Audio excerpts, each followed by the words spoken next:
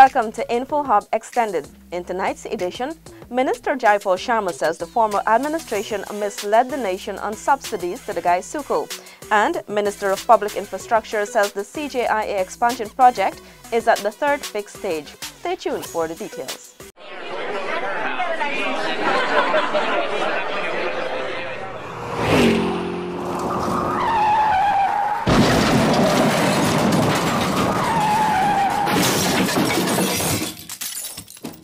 And now for the details. Minister within the Ministry of Finance, JAIPAUL Sharma, says the former administration misled the nation on subsidies to the Guyana. Here is that report. Minister Sharma, in his address to redundant workers of the cash-strapped Guyana Sugar Corporation on January 26 at the Skeldon Community Ground, made this observation. The PPP didn't bail out Guyana by 16.1 billion, which was the nation, what the nation know from the estimates of the National Assembly that was presented, but it secretly bailed out them by additional 20 million US or $4 billion by the way of creating the SEI for this company to look after the mismanagement and the maladministration of Guyana.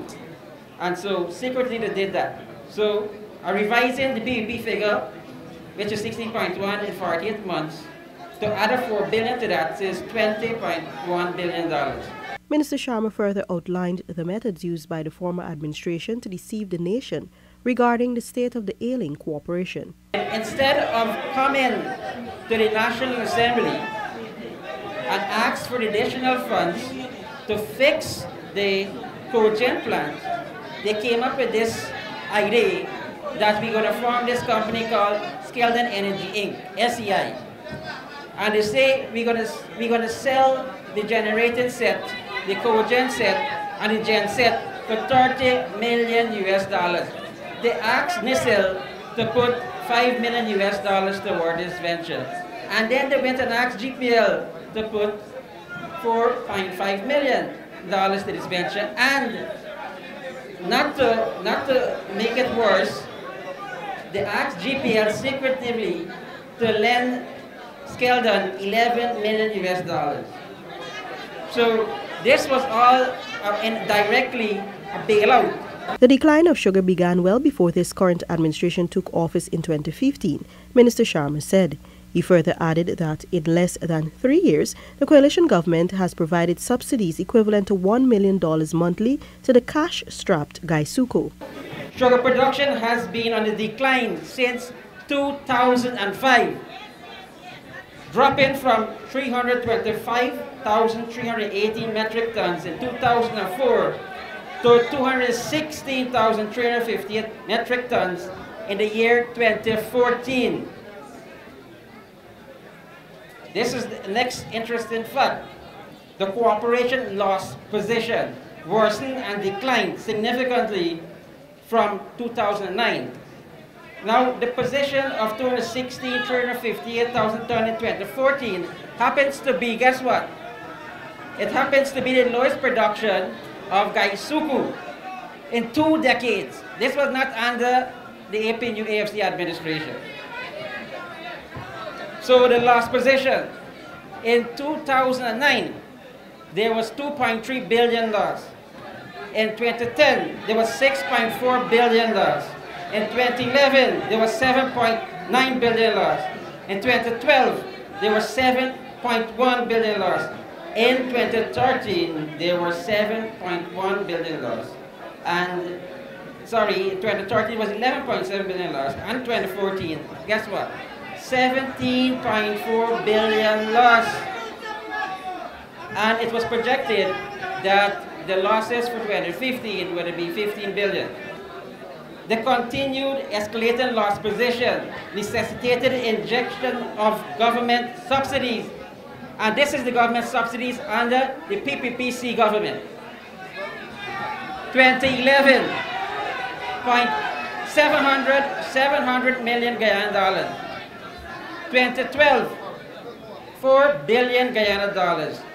2013, $5.4 billion Guyana dollars. 2014, $6 billion Guyana dollars. This is the PPPC government track record of subsidizing the sugar industry.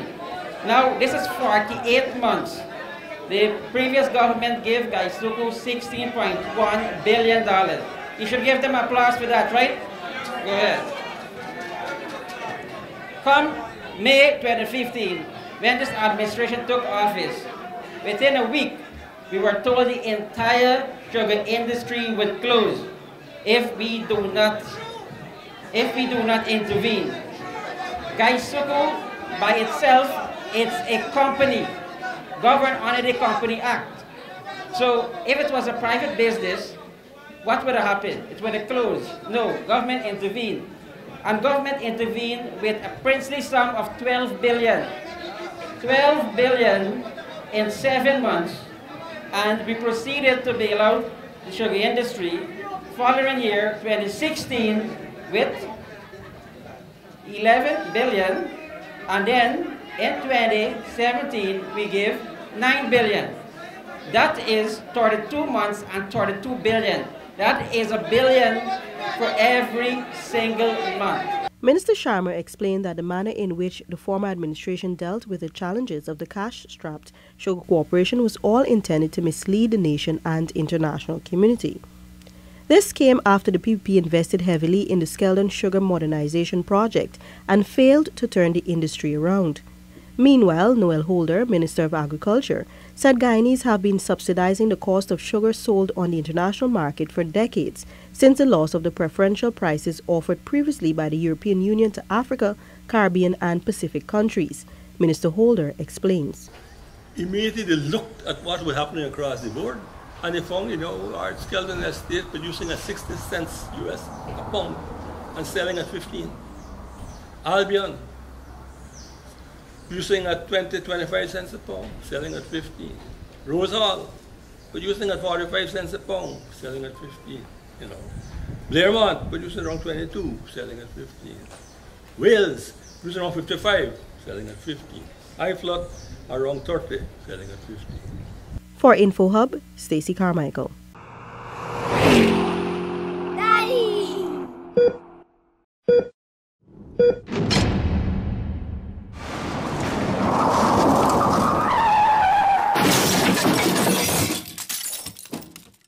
The U.S. $150 million CGIA expansion project is said to be at its third fixed stage. This was announced by Minister of Public Infrastructure David Patterson on January 27 during a site visit by the head of state, Prime Minister, and other high-level ministers. Zanil Williams brings us details. The head of state led the team on the tour of the Chedijagan International Airport, where major rehabilitative works are being carried out by China Harbor Engineering Corporation. Though there has been some concern about the CGIA expansion project, the head of state reassured that the modern facility is much needed for Guyana's development. This is not an ornamental project. This is very functional, and it is central to the future development of our country. It must show the character of the country, and also it must promise to move people not only from the Caribbean to Guyana, but to the rest of South America.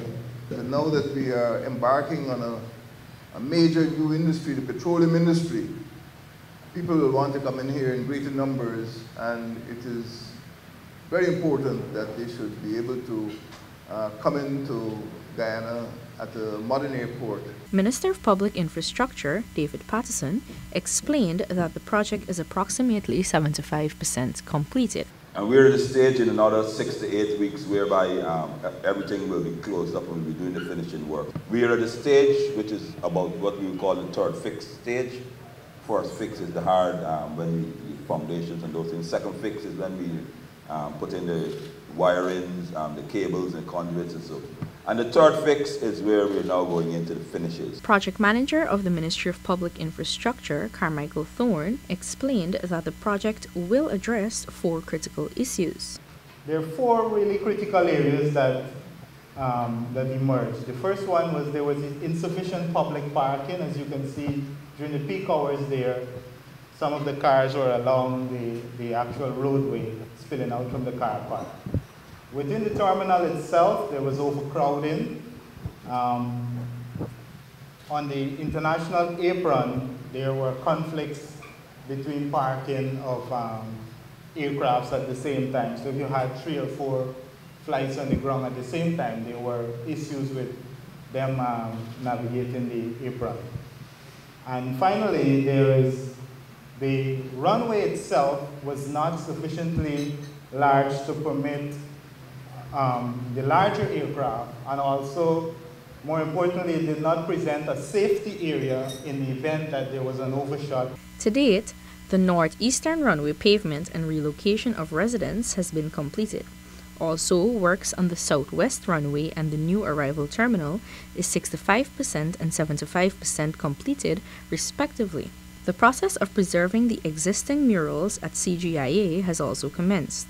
Thorne said a mural depicting the historical sites in Guyana, a piece on the Kaieteur Falls, will be placed in the arrival building so that will be the first thing that visitors see upon their arrival in Guyana. When completed, the spanking new facility will have 2 passenger boarding bridges for arrival and departures, a new arrivals terminal building, upgrades to the existing terminal building, a 450-seating departure area, escalators and elevators, and extension of the runway on both ends. The CGIA CEO, Ramesh Gir, commended the administration since it is the first time that such a high-level group visited the facility. Reporting from one of the state-of-the-art air bridges at the Chedi Jagan International Airport, Zanil Williams for InfoHub. Thank you for watching. Remember to connect with us 24/7 on our website and social media. Goodbye.